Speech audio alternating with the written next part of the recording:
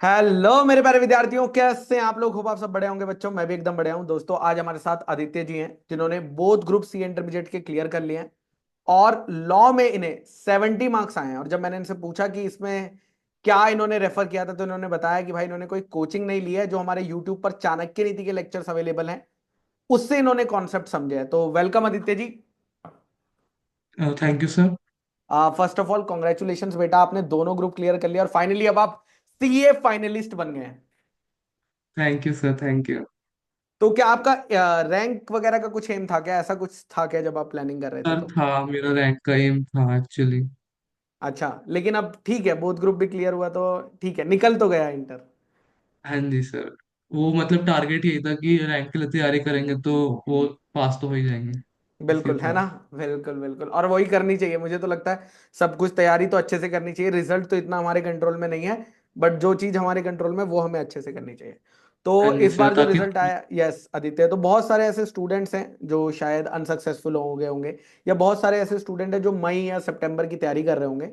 तो लॉ की हाँ जी। स्ट्रेटेजी अगर तुम शेयर करोगे, because 70 marks is a good marks, तो तुमने कैसे अपने लॉ सब्जेक्ट की तैयारी करी है ना? कितनी राइटिंग प्रैक्टिस करी है? कौन सी किताब तुम रेफर करते थे, वो सब बताओ एक बारी। सर मैंने मेनली तो मॉड्यूल ही रेफर करा था हम्म। पढ़ाई के लिए, और अपने खुद के सेल्फ नोट बना लिए थे वो चाणक्य नीति के अंदर जो भी मुझे इंपॉर्टेंट लगा 1.5 में। बस मैंने मॉड्यूल मेनली वही रेफर करा था। और तो क्वेश्चन बैंक में सर आपके क्वेश्चन बैंक भी वो पड़ा हुआ है, पीडीएफ वाला फॉर्मेट जिसमें चाणक्य नीति में, वो भी सफिशिएंट है बहुत। उसके अंदर क्वेश्चन सारे मॉड्यूल के भी क्वेश्चन उसमें सब कवर हो जाते हैं। तो उसमें से स्टार्टिंग में तो मैंने सारे क्वेश्चन ही प्रैक्टिस करके देखे थे लिख के, पर जो सिलेक्टेड क्वेश्चन थे वो मैंने मार्क कर लिए थे, वो मैंने एंड तक लेकर गया था फिर उनको मैं। समझ गया। और राइटिंग प्रैक्टिस कितनी करते थे? मतलब तुमने कितना लिख कर देखा है लॉ को?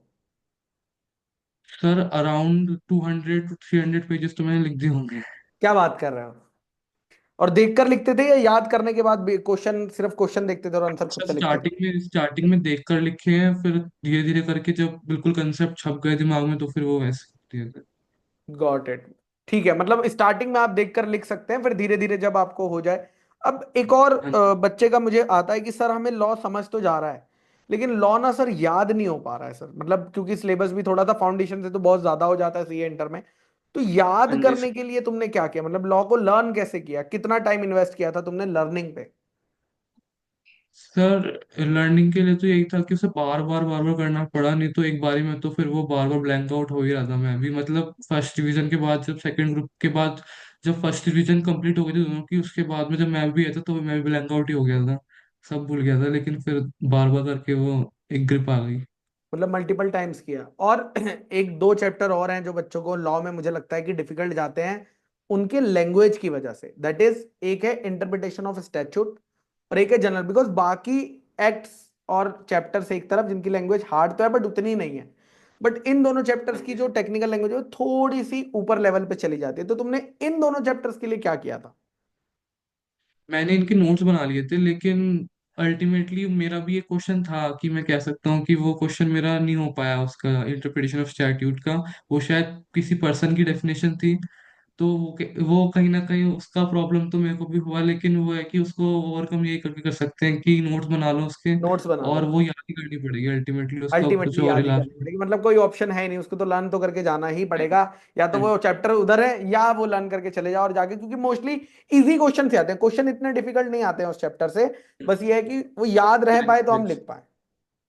और हाँ जैसे जी दो सर। बड़े चैप्टर्स हैं जैसे कि management and administration, share capital debentures, इन बड़े चैप्टर्स को तुमने कैसे टैकल किया? क्योंकि बच्चे कहते हैं सर ये चैप्टर इतने बड़े हैं, इतने इसके बदले तो मैं 5 चैप्टर पढ़ लूं।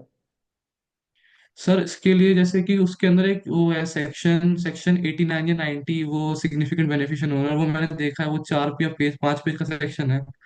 तो मैंने उसको एक पेज पे कर लिया था। तो one okay. Point five day में वो बहुत टाइम बच जाता है अगर ऐसे कर लो तो, और फिर वो याद भी हो जाता है उससे, क्योंकि उसमें कंटेंट इतना ज्यादा रेलिवेंट जितना भी है वो सब एक पेज में आ जाता है। वो डरने के हिसाब से तो वो मॉड्यूल में बहुत ज्यादा बड़ा वो दे रखा है। बहुत ज्यादा एक्चुअली उनका फॉन्ट भी बड़ा है, मॉड्यूल का साइज भी छोटा है, फॉन्ट भी बड़ा है, जिसकी वजह से अगर वो एक प्रॉपर A4 की बुक बनाए और फॉन्ट थोड़ा सा छोटो कर देना तो वो बहुत कम पेजेस में, 200 पेजेस में आराम से वो बच्चा कवर हो जाएगा घबराएगा पूरा का नहीं फिर पूरा तो। मॉड्यूल। बट वो ऐसा करते हाँ नहीं जी है। सर। कॉस्ट कटिंग तो कर लेते हैं ब्लैक एंड व्हाइट देके, बट वहां जहां करनी चाहिए वहां नहीं कर रहे हैं। चलेगा। आदित्य, बाकी आप कुछ जूनियर्स को अगर कोई लास्ट एडवाइस देना चाहेंगे तो, जो अभी बच्चे प्रिपेयर कर रहे हैं सी एंटर के लिए। सर मैं ये कहूंगा कि प्लानिंग बहुत इंपॉर्टेंट है। अगर प्लानिंग करके चलेंगे ना हम, तो हल्का बहुत डेविएशन भी होगा, लेकिन तब भी जो प्लान करेंगे तो वो उसका अलग ही इम्पैक्ट पड़ता है, अगर प्लानिंग स्टार्टिंग से करके चलेंगे।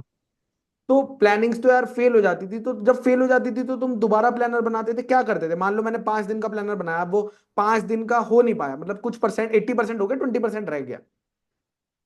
तो सर वो एक तो मैं बड़े बड़े प्लान बनाता था, और मैंने वो 7 से 8 बार चेंज करे हैं प्लान। वैसे तो मैंने एक्सेल ओके। शीट पे भी बनाए, मैंने पेज पे भी बनाए, लेकिन ये है कि अगर 80% भी वो हो पा रहा है अचीव, तो मेरे हिसाब से वो सफिशिएंट है। अगर वो प्लान अपनी लिमिट को पुश करके बना रहे हैं हम, तो अगर वो 80% भी अचीव हो पा रहा है तो।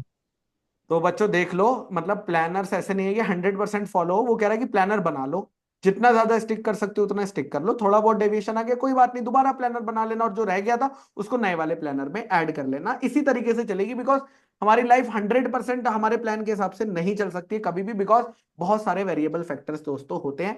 एंड आई होप ये सेशन आपके लिए, जो आदित्य जी ने बताई हैं टिप्स, ये आपके लिए हेल्पफुल रहेंगे और आप भी लॉ में मचा कर आएंगे। थैंक यू बच्चों।